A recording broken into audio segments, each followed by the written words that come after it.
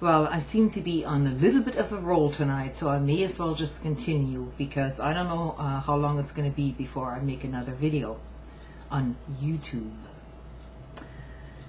First of all, I want to make it very clear to all of my viewers that I am not an Obama hater. What I care about is policy. That means international policy and domestic policy. It has absolutely nothing to do with a man's race or background. Some of the accusations being, launched at Obama are patently ridiculous. And I will not stand for those accusations one bit. So evidently the Tea Party people have taken the same tack because it's going to work against you if you're going to, allow racists, blatant racists into your movement in order to grow that movement, by the way, and then have to basically shove them aside because things became a little bit too obvious in some quarters. So today I'm going to read you an article which I think was fairly well balanced by Alexander Cockburn. He writes over at Counterpunch. I'm going to post the link to the entire article here, but I'd like to read it, and hopefully I won't get in trouble for doing that. I will probably take it down in a few days, but I think it's really worth reading, listening to, whatever. The article is entitled "The Fall of Obama." The man who seized the White House by fomenting a mood of irrational expectations is now facing a bitter price exacted by reality. The reality is that there can be no good American president. It is an impossible hand to play. Obama is close to being finished.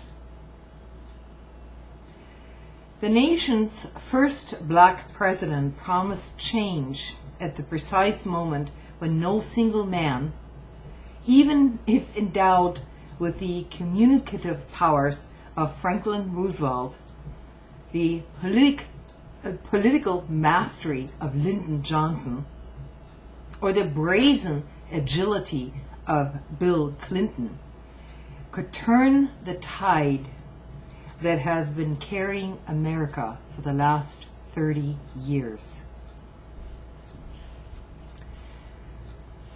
This summer, many Americans are frightened. Over 100,000 of them filed for bankruptcy every month. 3 million homeowners face foreclosure this year. Add to them the 2.8 million were foreclosed on in 2008, Obama's first year in office. Nearly 7 million have been without jobs in the last year for 6 months or longer. By the time you tot up the people who have completely given up looking for work and the people who work part-time just to pay their electric bill, the total is heading towards 20 million. Fearful people are irrational. So are racists. Obama is the target of insane charges. A hefty percentage of Americans believe that he is a socialist. A charge as ludicrous as accusing the Archbishop of Canterbury of being a closet droid. Obama reveres the capitalist system.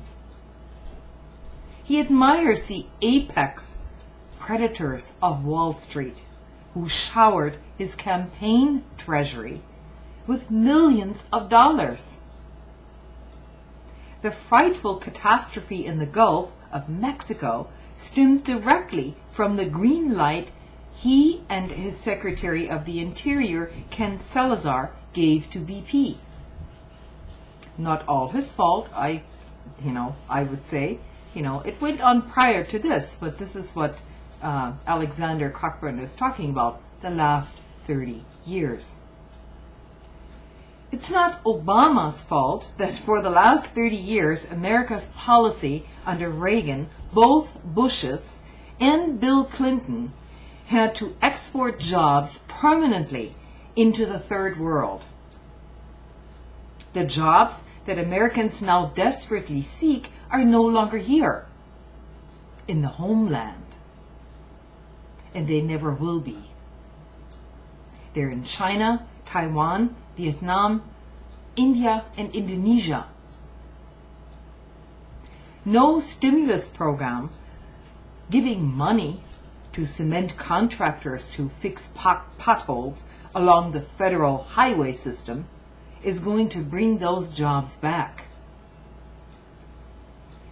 Highly trained tool and die workers, the aristocrats of the manufacturing sector, are flipping hamburgers at this point for $7.50 an hour, if they can even get a job.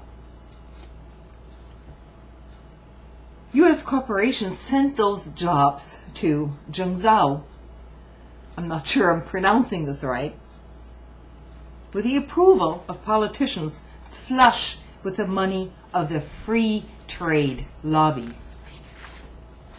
It's not Obama's fault that across the last 30 years, more and more money has floated up to the apex of the social pyramid till America is heading back to where it was in the 1880s, a nation of tramps and millionaires. It's not his fault that every tax break, every regulation, every judicial decision tilts business towards the rich. That was neoliberal America conjured into malign vitality back in the 1970s. Please refer to my past video on that. But it is Obama's fault that always from the get-go he remained entirely in sync with the premises of the system and flattering Americans with peons of their greatness without adequate warning of the political and corporate corruption destroying America and the resistance he would face if he really fought against these prevailing arrangements. He offered them a free and easy pass to a better future.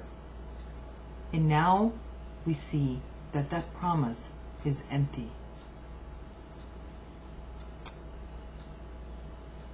Two-part video.